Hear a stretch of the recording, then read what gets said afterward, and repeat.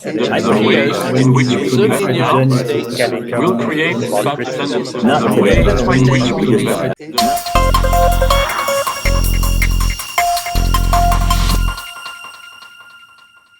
Welcome to the Hydrogen Energy News interview series. My guest today is Stephen Crolius, President of Carbon Neutral Consulting.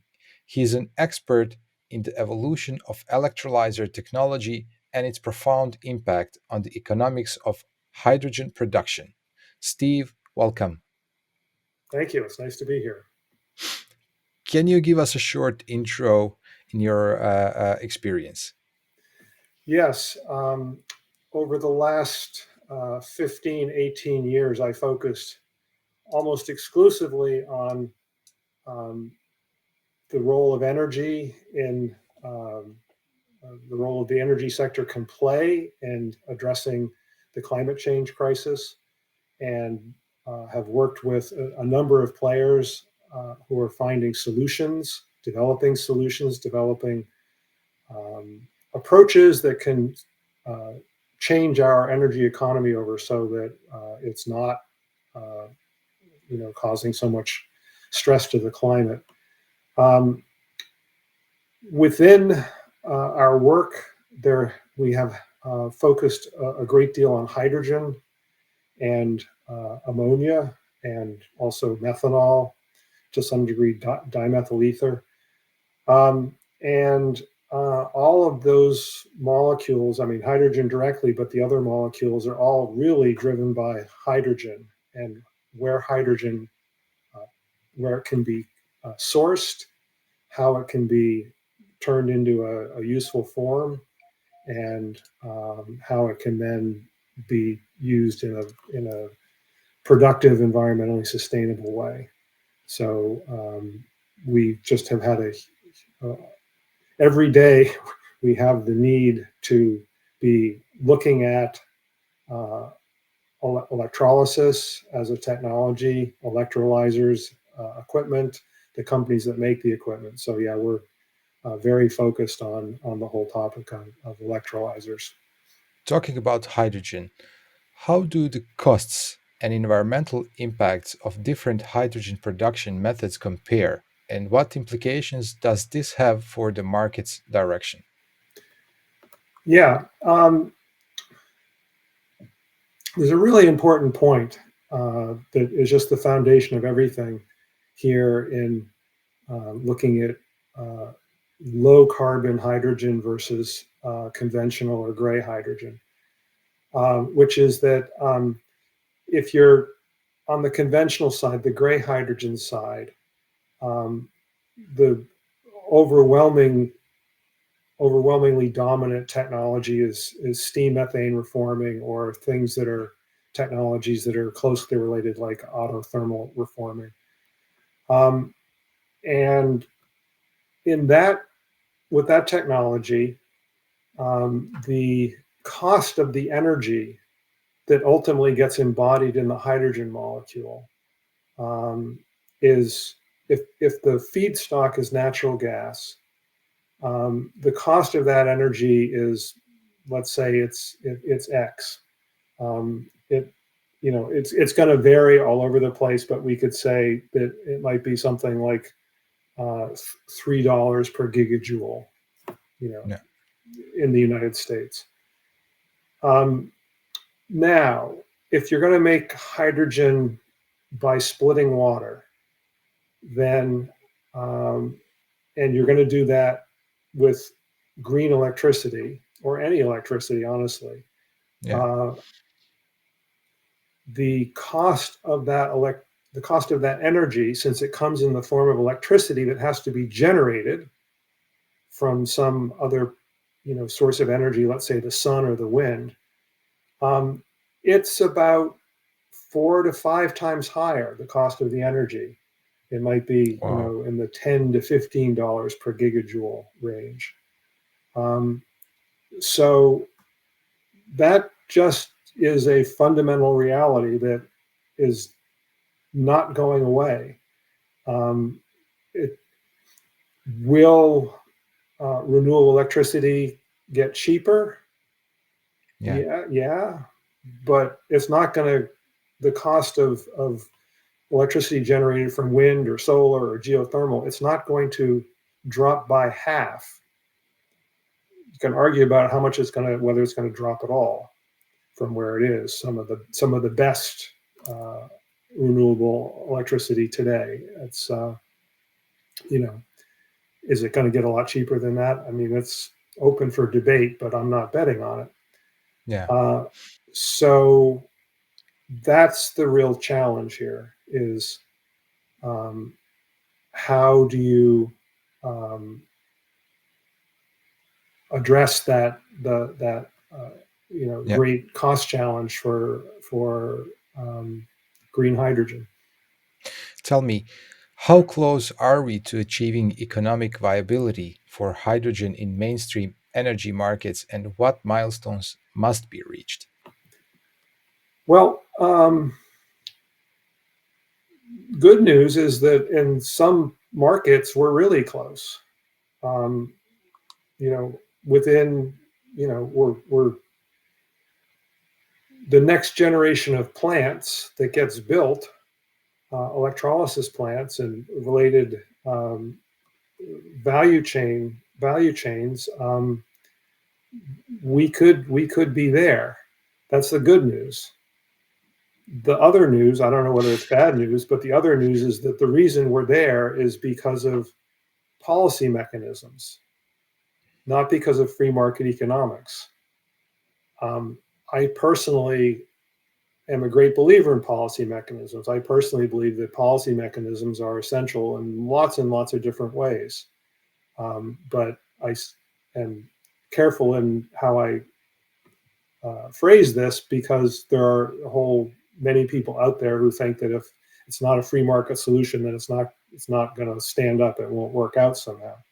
But in the U.S., with the Inflation Reduction Act, with all of the many measures in Europe, the European Union, with the policy mechanisms that are being advanced in a whole variety of countries, Japan, India, Egypt. We just saw an announcement about the Canadian government providing credit support for a green ammonia project in Newfoundland this week. I mean, so governments are stepping up, and it might offend the free market purists, but it's getting the job done. It's giving us real hope that the job can get done. But this will not last forever with the governmental support. So when do we expect this market to take off by itself? I agree that policy mechanisms that involve taking public funds and using them to apply subsidies to the production of things like green hydrogen will not last forever. But there are other policy mechanisms that can be ongoing and that will allow investment to flow into green energy activities, green energy plant and equipment.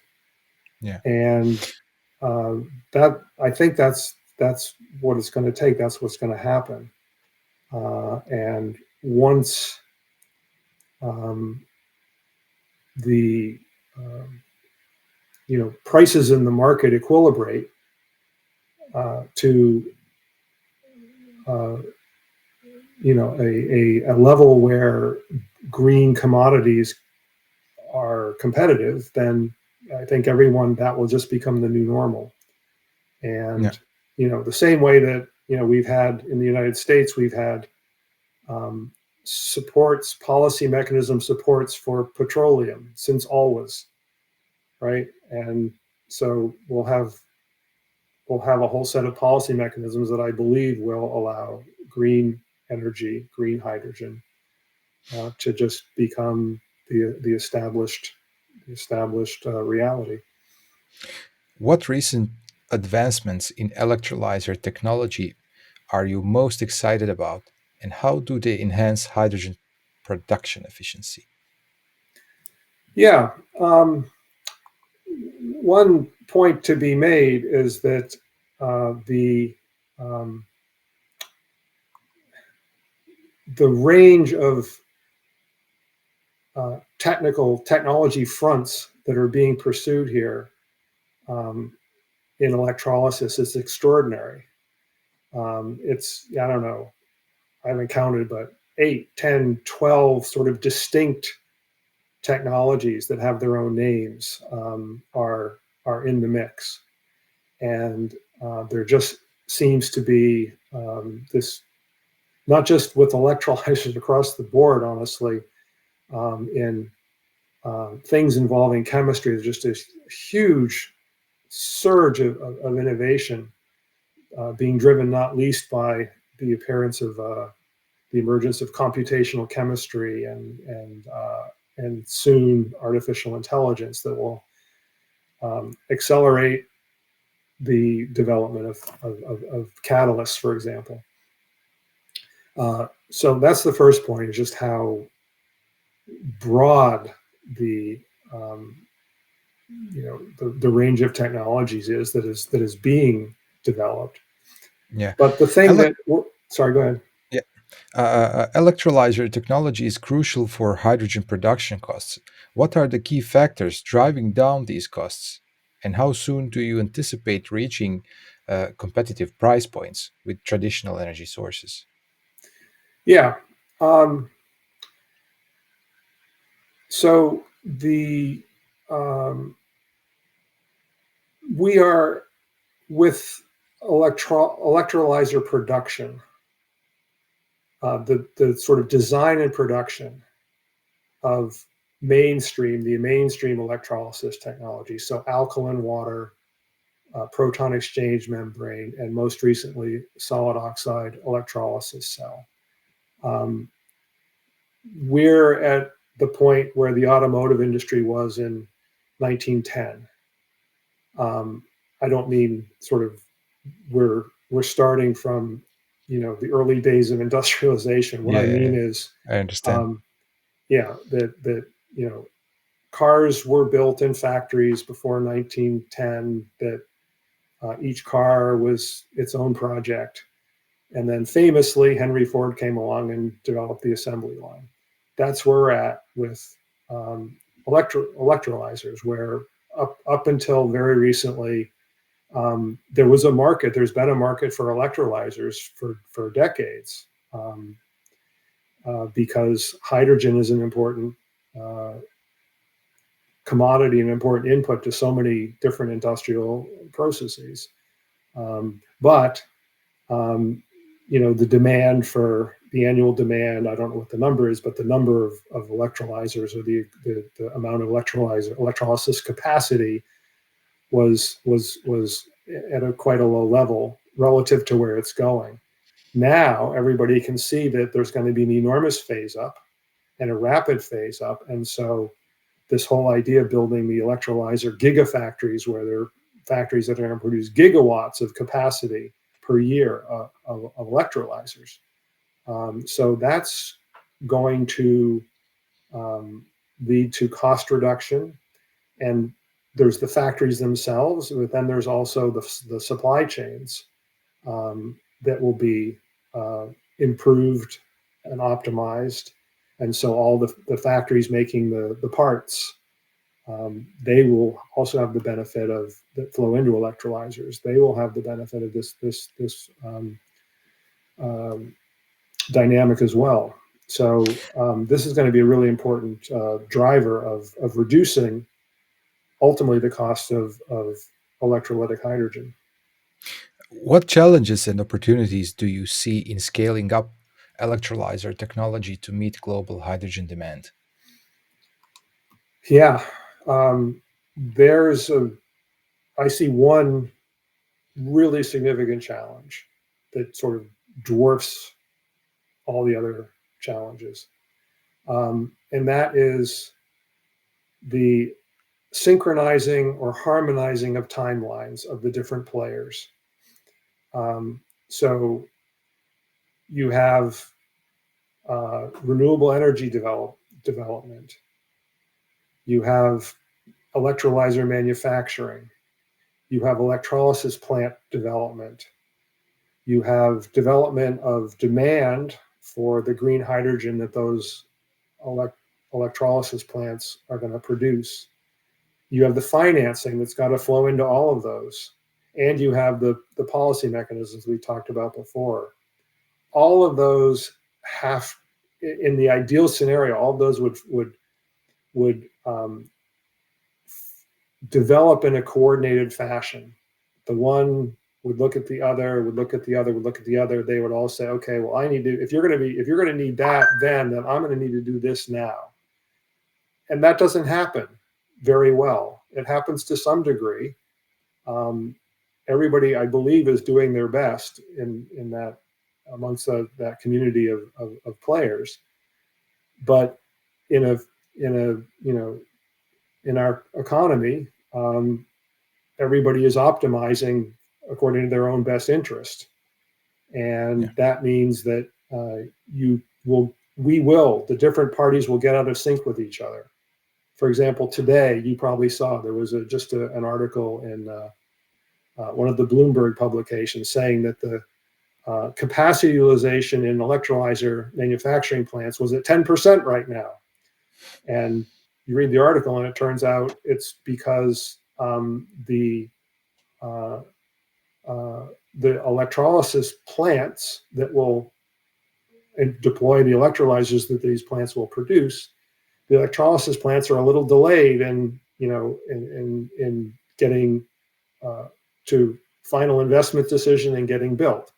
The electrolyzer companies all scaled up very well, very properly, and now they're sitting on a lot of unused capacity. But in the fullness of time, the electrolysis plants will get built and the electrolyzer factories will get busy. But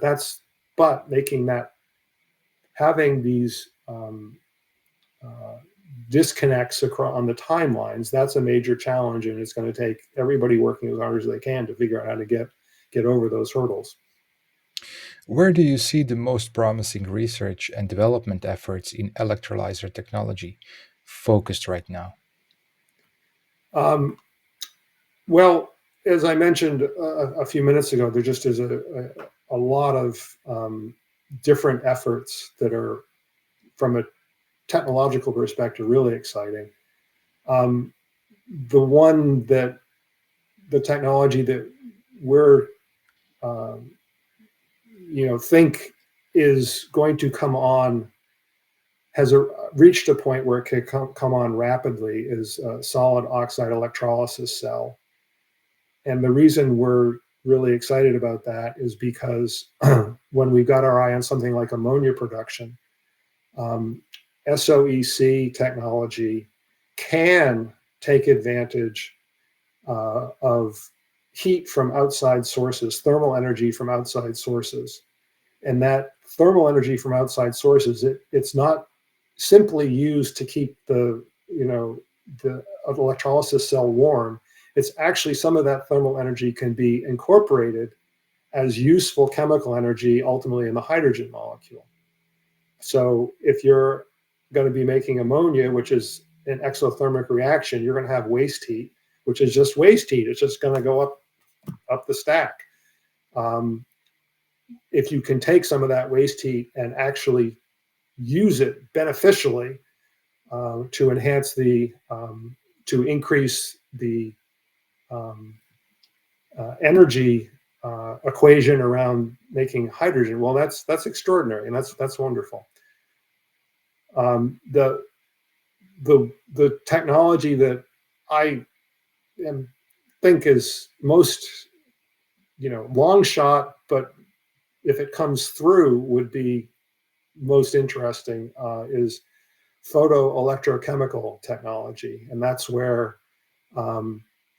photoelectrochemical electrolysis, where the electrolysis step is integrated with the solar panel. So the solar panel on your roof or somewhere would actually directly take the electricity that it's generating and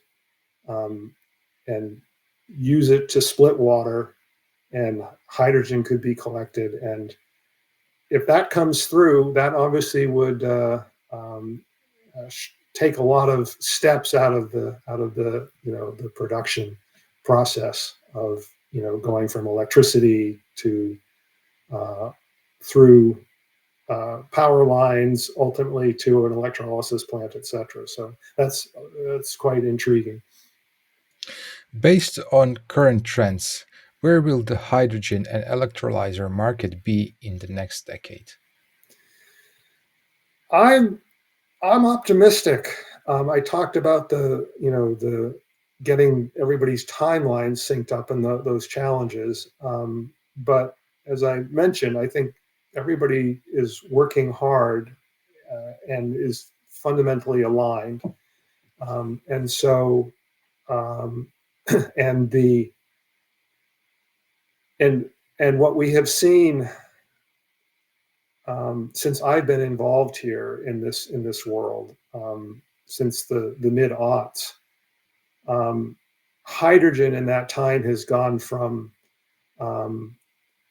the joke always was, hydrogen has been the energy of the future since the 1970s, and it's still the energy of the future. Well, since the mid-aughts, it's transitioned from some dream that someday might come to be a reality to being seen as an essential constituent of a sustainable energy economy, because it doesn't involve carbon by and large, or it's possible to have a hydrogen economy. It doesn't involve greenhouse gas emissions, or very, very few. And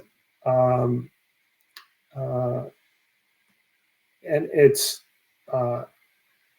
if water is the source of the hydrogen, then it's endlessly abundant and cycles very well.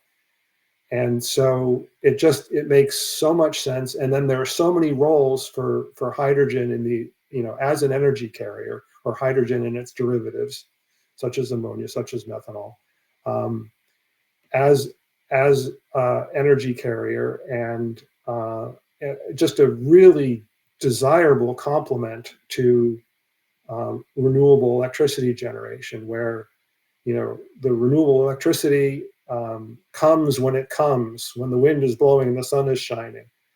And so how do you bridge times when the sun isn't shining and the wind isn't blowing? Well, there's lots of things that are going to come into play there, but one of them is going to be hydrogen and its derivatives, because you take ammonia, for example, and now you got something that you can make at a renewable energy site, and you can move it anywhere. And you can, once you've moved it, you can use it directly as a fuel, or you can turn it back into electricity. I mean, the possibilities are just endless. Steve, thank you for being my guest today. Well, Arnis, it's really been a great pleasure. Thank you for having me.